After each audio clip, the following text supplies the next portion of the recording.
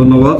আপনারা সকলে অবগত আছেন গত 16/8/2024 খ্রিস্টাব্দ তারিখে রাত আনুমানিক 3:30টার দিকে আদালত পাড়ায়, পটুয়াখালী জেলাস্থ আদালত পাড়ায় ডাচ বাংলা বুথে একটি দুর্ধর্ষ চুরি সংঘটিত হয়েছিল।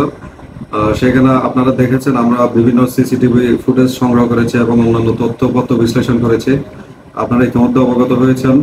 এর মধ্যে যে সিকিউরিটি গার্ড ছিল মুজিবুর রহমান শিকদার, তাকে পিটিয়ে অত্যন্ত গুরুতরভাবে আহত করেছে। পরবর্তীতে মুজিবুর রহমান শিকদার 999-এ কল দিয়েছিল। আমরা তার সাথে সাথে আমরা আমাদের মান্যবর পুলিশ সুপার মহোদয়ের নেতৃত্বে আমরা আমাদের টিম পাঠিয়েছি।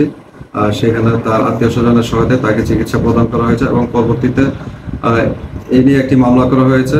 যে সিকিউরিটি সার্ভিস ছিল তাদের পক্ষ থেকে একটি মামলা করা হয়েছিল। মামলার ভিত্তিতে আমরা ব্যাপক তদন্ত শুরু করি।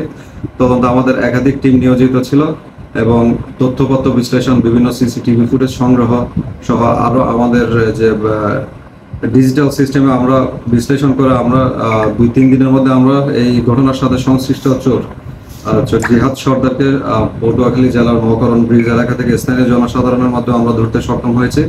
সে এখন তো আমাদের পুলিশ হেফাজতে আছে। তাকে আমরা আইনগত প্রক্রিয়া শেষে তাদের এবং প্রাথমিক জিজ্ঞাসাবাদ শেষে তাকে আমরা কোর্টে চালান করব এবং এর মাধ্যমে আমরা যেসব মালামাল চুরি গিয়েছে সেগুলো উদ্ধার করতে সক্ষম হয়েছে। জব্দকৃত আলামতের মধ্যে রয়েছে সিসিটিভি মনিটর, তারপর তার 2টি মোবাইল রয়েছে।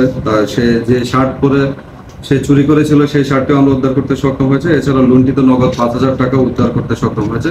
এখন আমরা তাকে প্রাথমিক জিজ্ঞাসাবাদ শেষে আমরা তাকে কোর্টে চালান দেব। ধন্যবাদ।